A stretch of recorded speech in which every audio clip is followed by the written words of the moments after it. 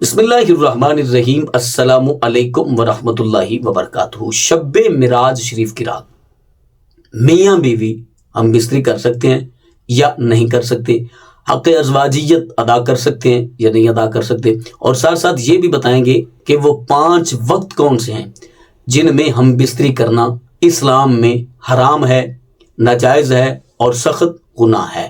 ان 5 وقتوں کا بھی ذکر کریں گے، لیکن اس سے پہلے گزارش ہے کہ اگر آپ نے ابھی تک میرا چینل سبسکرائب نہیں کیا تو اس چینل کو کریں سبسکرائب اور بیل آئیکن کو دبا لیں تاکہ اس طرح کی لیٹسٹ اور نئی سنی ویڈیوز آپ تک بآسانی اور بر وقت پہنچ سکے۔ سب سے پہلے ہم بات کر لیتے ہیں کہ وہ 5 وقت کون سے ہیں جن میں ہم بستری کرنا گناہ ہے، حرام ہے اور ناجائز ہے۔ سب سے پہلے نمبر پر رمضان المبارک میں روزے کی حالت میں ہم بستری کرنا حرام ہے، اور دوسرے نمبر پر اعتکاف کی حالت میں ہم بستری کرنا حرام ہے، یعنی کہ میاں بیوی ان دونوں میں سے کوئی ایک بھی اعتکاف میں بیٹھا ہوا ہے تو اس حالت میں ہم بستری کرنا حرام ہے۔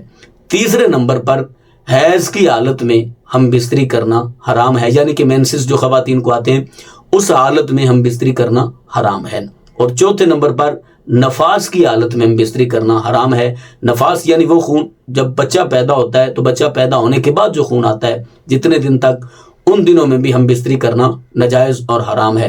اور 5ویں اور آخری نمبر پر ہے احرام کی حالت میں ہم بستری کرنا اسلام میں حرام ہے اور ناجائز ہے۔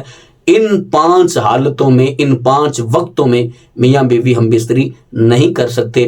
ان کے علاوہ جب چاہیں، جس وقت چاہیں ہم بستری کر سکتے ہیں۔